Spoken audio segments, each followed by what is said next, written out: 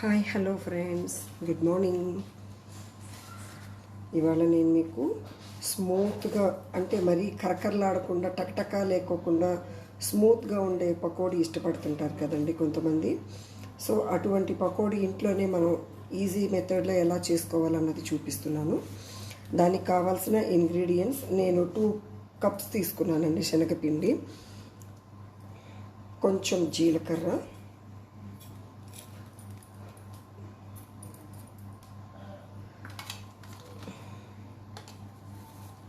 కరివేపాకు. మాకింట్లో కరివేపాకు ఎక్కువ ఇష్టపడతాము.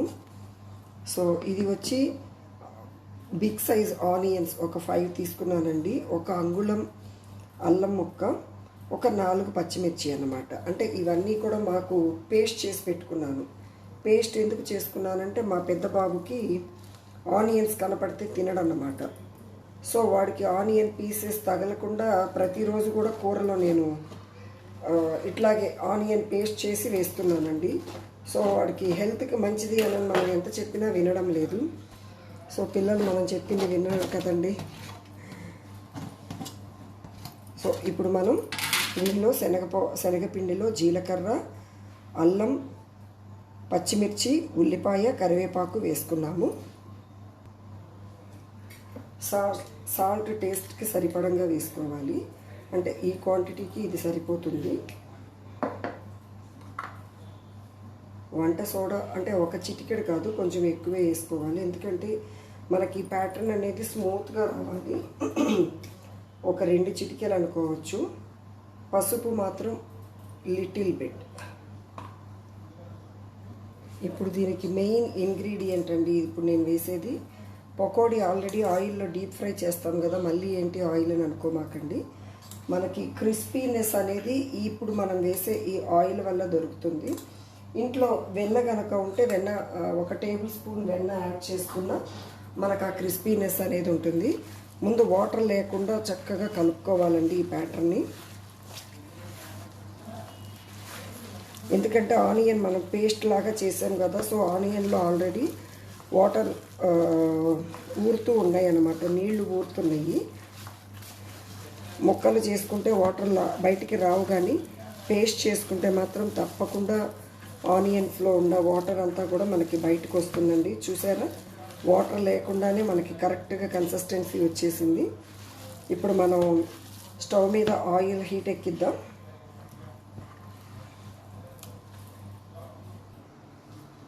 ఇప్పుడు మనం స్టవ్ వెలిగించుకొని కడాయి పెట్టుకోవాలి.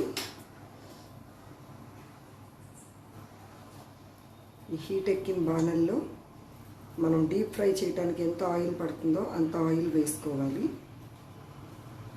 కొంచెం ఆయిల్ ఎక్కువే వేసుకుంటానండి, ఎందుకంటే ఒకటి అతుక్కోకుండా మనకి చాలా ఫ్లూయెంట్గా పకోడీ అనేది బాగా వేగుతుంది. ఎందుకంటే ఇది అచ్చంగా శనగపిండి కదా, సో ఈ శనగపిండి ప్యాటర్న్ అనేది మనకి బాగా చక్కగా డీప్ ఫ్రై అవ్వాలి అని అంటే కొంచెం ఆయిల్ ఎక్కువగానే వేసుకోవాలి.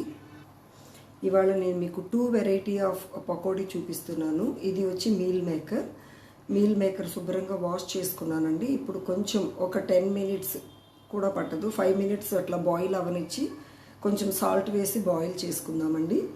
ఇది హౌ టు ప్రిపేర్ అన్నది నేను చూపిస్తాను మీకు. ఈలోపు మనం మీల్ మేకర్ ఉడికేసిందండి, జస్ట్ 2 మినిట్స్ చాలు. స్టవ్ ఆఫ్ చేసుకోవాలి. ఆయిల్ హీట్ ఎక్కిందండి. ఇప్పుడు మనం కొంచెం వేసిన ప్లేస్లోనే కాకుండా కొంచెం ఆపోజిట్ కార్నర్లో అట్లా వేసుకుంటూ ఉండాలండి. అప్పుడు మనకు ఒకదానికొకటి అతుక్కోకుండా ఉంటుంది. దీనిలో ఇంకొక విషయం ఏంటంటే ఒక అంగుళం మాత్రమే అల్లం వేసుకోవాలండి, వెల్లుల్లి వేసుకోకూడదు. అల్లం వెల్లుల్లి 2 వేసామంటే మళ్ళీ మసాలా లాగా అయిపోతుంది, మసాలా ఫ్లేవర్ ఉంటుంది. సో అలా కాకూడదన్నమాట. ఆల్రెడీ మనకి డీప్ ఫ్రై గోల్డెన్ బ్రౌన్ వచ్చినట్టు తీసేసుకోవాలి.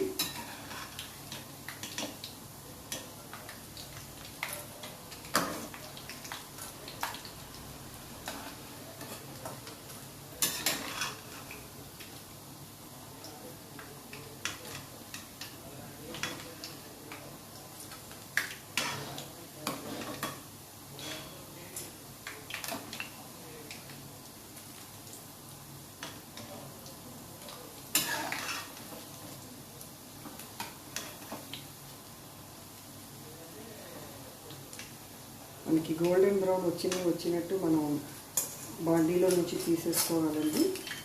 చూసారా?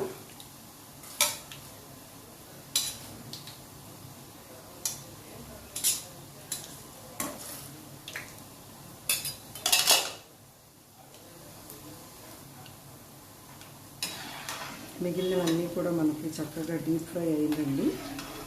ఇవన్నీ కూడా మనం తీసేసుకోవాలి.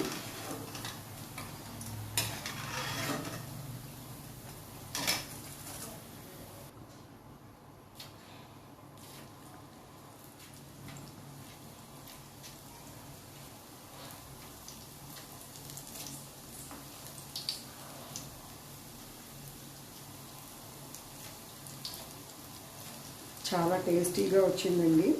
మీరు కూడా ట్రై చేయండి ఫ్రెండ్స్. మీకు ఇంకేదైనా రెసిపీ కావాలన్నా కూడా నాకు కామెంట్ బాక్స్లో కామెంట్ చేయండి. డెఫినెట్లీ మీకు కావాల్సిన రెసిపీ నేను వీడియో అప్లోడ్ చేయడానికి ట్రై చేస్తాను. ఫస్ట్ టైం కనుక మా వీడియో చూస్తున్నట్లయితే ప్లీజ్ సబ్స్క్రైబ్ చేసుకోండి. అదేవిధంగా ఆల్రెడీ సబ్స్క్రైబ్ చేసుకున్న వాళ్ళైతే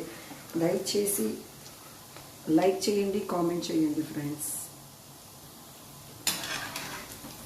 ఒక్కసారి మనం మొత్తం వేసుకున్న తర్వాత ఒక్కసారి ఇలా కలిపెట్టుకోవాలండి. అప్పుడు ఏంటంటే ఏమన్నా అతుక్కొని ఉన్నా కూడా ఒకదానికొకటి విడిపోతుంది. మనం మీల్ మేకర్ ఉడకబెట్టుకున్నాం కదండి, చన్నీళ్ళు పోసి చక్కగా ఇది మొత్తం గట్టిగా పిండి తీసేసుకోవాలి. దీనిలో అస్సలు నీరు ఉండకూడదు. ఆల్రెడీ కలుపుకున్న పకోడీ ప్యాటర్న్ ఏదైతే ఉందో దానిలో వేసుకోవాలి. అంటే సేమ్ ప్రాసెస్, కాకపోతే దీనిలో కొంచెం ఉప్పు వేసుకొని మనం బాయిల్ చేసుకున్నాం అనుకోండి మీల్ మేకర్, ఇది ఇప్పుడు మీల్ మేకర్ పకోడీ అవుతుంది. మా పెద్దోడికి ఇలా చేస్తే చాలా ఇష్టంగా తింటాడు. మా వారికేమో మీల్ మేకర్ నచ్చదు, మా పెద్దోడికేమో ఇష్టంగా తింటాడు. సో ఎవరికి కావాల్సినట్టు మనం ఎవరికి ఎలా కావాలంటే అలా చేసి పెడతా ఉంటాం కదండి. సో అయిపోయింది, చూసారు కదా.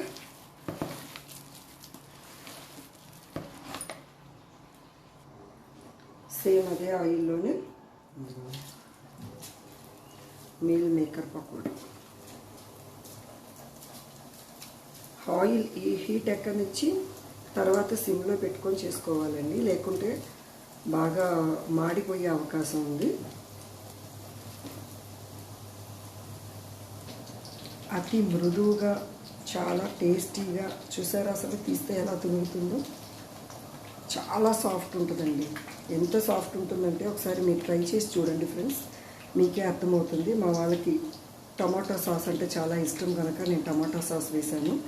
నేనైతే ప్లెయిన్గానే తినేస్తాను. ఇది మీల్ మేకర్ పకోడీ, వేడి వేడి మీల్ మేకర్ పకోడీ రెడీ అయిపోయింది.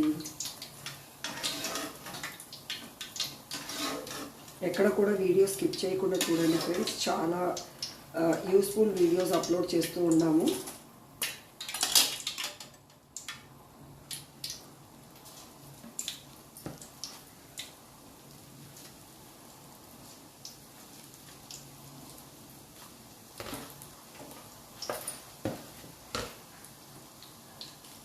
మీలో ఎవరైనా ఫస్ట్ టైం నా వీడియో చూస్తున్నట్లయితే ప్లీజ్ ఫ్రెండ్స్ సబ్స్క్రైబ్ చేసుకోండి.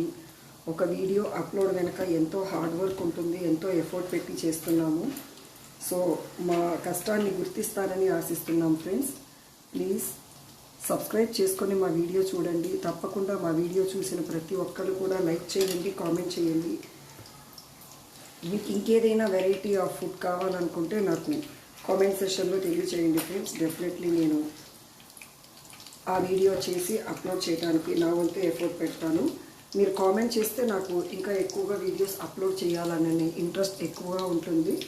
సో మరొకసారి కొత్త వీడియోతో మరొకసారి మీ ముందుకు వచ్చేస్తాను. Welcome back to Latha's world అంటూ. Thank you.